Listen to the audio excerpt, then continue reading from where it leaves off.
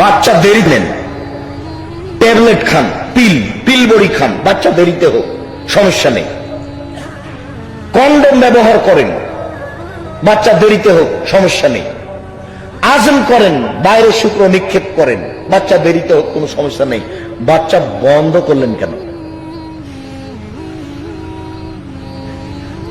আপনি দুটা বাচ্চা নেওয়ার পরে বাচ্চাটা কেটে নিয়ে আসলেন কেন? আপনি নিজের নির্বীর্য হয়ে গেলেন কেন? বাচ্চা দেরিতে হোক, কিন্তু আপনি বাচ্চা বন্ধ করলেন কেন? এই ছেলে, তোমার মা এখানে বসে আছে, তোমার মাকে জিজ্ঞাসা করলে কয়টা বাচ্চা? বলছে দুইটা বাচ্চা। তোমার মা তাহাজ্জুদ পড়ে। তোমার মা পৃথিবীতে দ্বিতীয় মহাপাপী। এক নাম্বার মহাপাপী যে শিরক করে, দুই নাম্বার মহাপাপী যে বাচ্চা নষ্ট করে খাদ্যের ভয়ে। আপনারা 10 ভাই বোন, অনেক টাকা পয়সা, কেউ থাকে চট্টগ্রামে, কেউ থাকে ঢাকায়, কেউ থাকে লন্ডন, আমেরিকায়। সবাই খালি তার মাকে ডাকছে, আম্মা এখানে আসেন, আম্মা এখানে আসেন।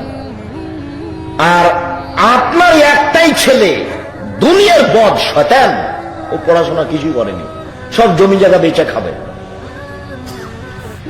আর ও যে শয়তান হবে না, ওর উপরে ভুল আদর চলেছে। আপনারা ছিলেন 10 ভাই বোন, আপনি কাঁদছেন, আপনার মা কাজ করে যাচ্ছে, কাঁদছেন 8 ঘন্টা কাঁদার পরে আপনার মা আপনাকে দুধ দিতে এসেছে।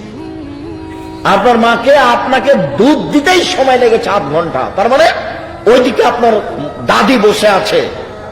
একটু যদি আপনার মা কাজে 19-20 করে, তাহলে আপনার দাদি ছিঁড়ে ফেলে দেবে। কে বসে আছে পাহারা দিয়ে? দাদি।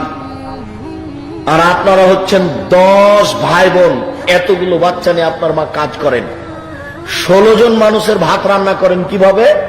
ঢেঁকিতে